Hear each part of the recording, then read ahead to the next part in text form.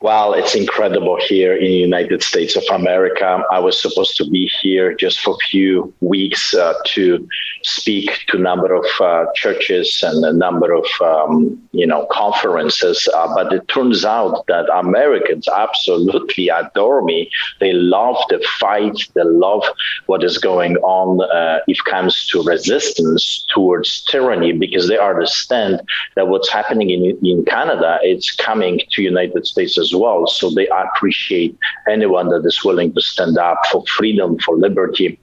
I have been touring in about 13 states so far, and more are coming. I got literally hundreds of invitations to come to speak at different conferences, different churches, different halls, Republican meetings, Tea Party meetings.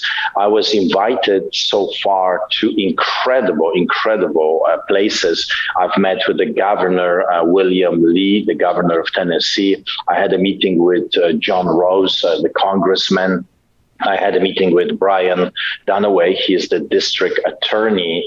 And I had a meeting with a number of senators, either state senators or U.S. senators. So incredible journey, very sympathetic towards what is happening with me and other Christians, other pastors in Canada. They all are like one voice, willing to stand up and help. They're writing as we speak. Writing letters to Canadian government, pretty much telling them what Senator Hawley said: stop this persecution or you will be counted alongside other nations that are persecuting and prosecuting Christians like China or Russia or Saudi Arabia.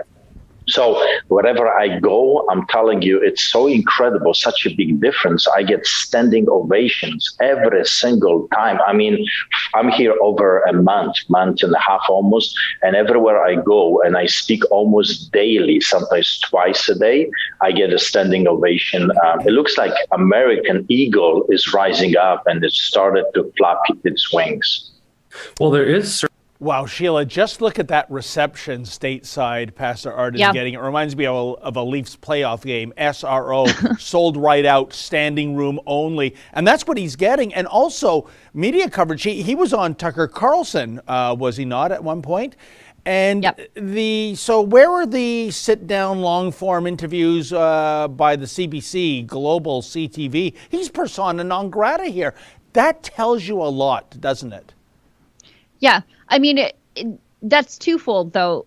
They wouldn't talk to him anyway, but would he sit down with him knowing what he knows about CBC and the hit piece they would ultimately create from him? It's probably wise that he doesn't, but the point is that they haven't asked him anyways. It's just like Erin Coates, Pastor James Coates' wife. She didn't talk to the mainstream media, but she did talk to Tucker Carlson, and she did talk to me. They actually didn't even allow the mainstream media on the church property. They had to stand in the ditch across the road. I remember that.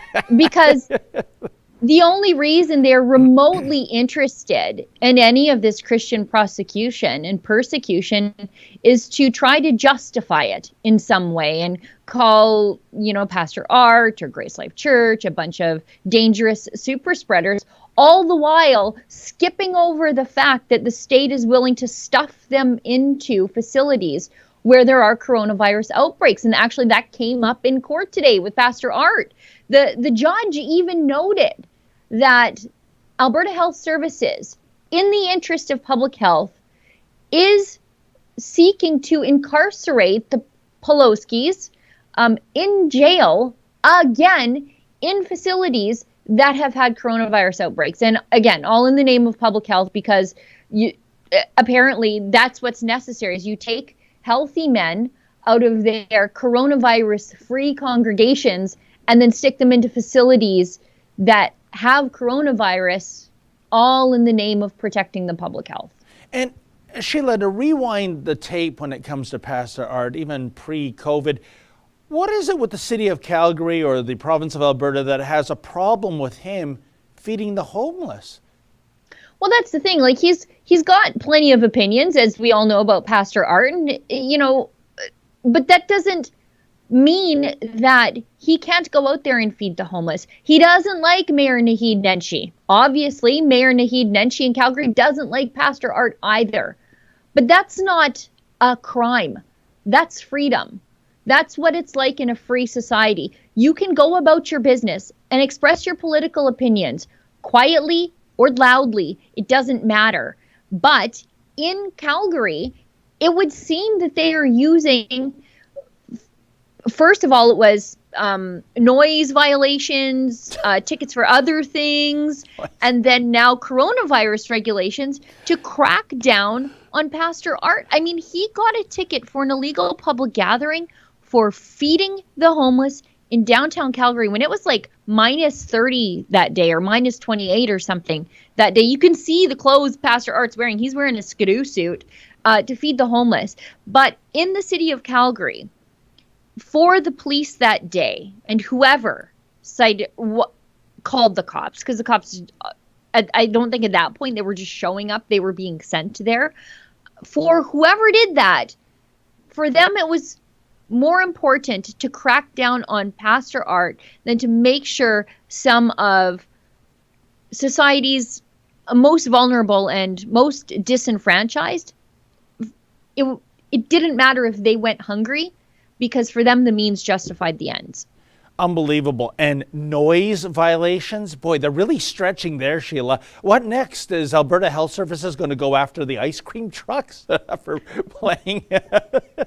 Don't laugh. They're not the only guys who are doing it. I think it was Montreal police ticketed one of our Fight the Fines people for noise violations that they used for traveling musicians because he was using a amplification system, but not like he wasn't blaring it, because he was protesting the lockdown. And, you know, like you see BLM all the time using bullhorns, whatever. Oh, yeah. Constantly. They don't get tickets, but he was out there talking about the lockdown, and he got this noise violation ticket. So we said, get over here, get it. You're a Fight the Fines client now. And so, you know, like they're just using whatever they can to shut people up. I guess that's the moral of the story. Hi, that was a clip from our Rebel Daily live stream. It's hosted Monday, Wednesday, and Friday by the big boss man, Ezra Levant, and Tuesdays and Thursdays by me, Sheila Gunn Reid, and my good friend, David Menzies. On the live stream, we talk about the news of the day, we show some videos, and we interact with our viewers at home. We stream at 12 noon Eastern, 10 Mountain. You can find us on YouTube, Rumble, Super U, and Odyssey.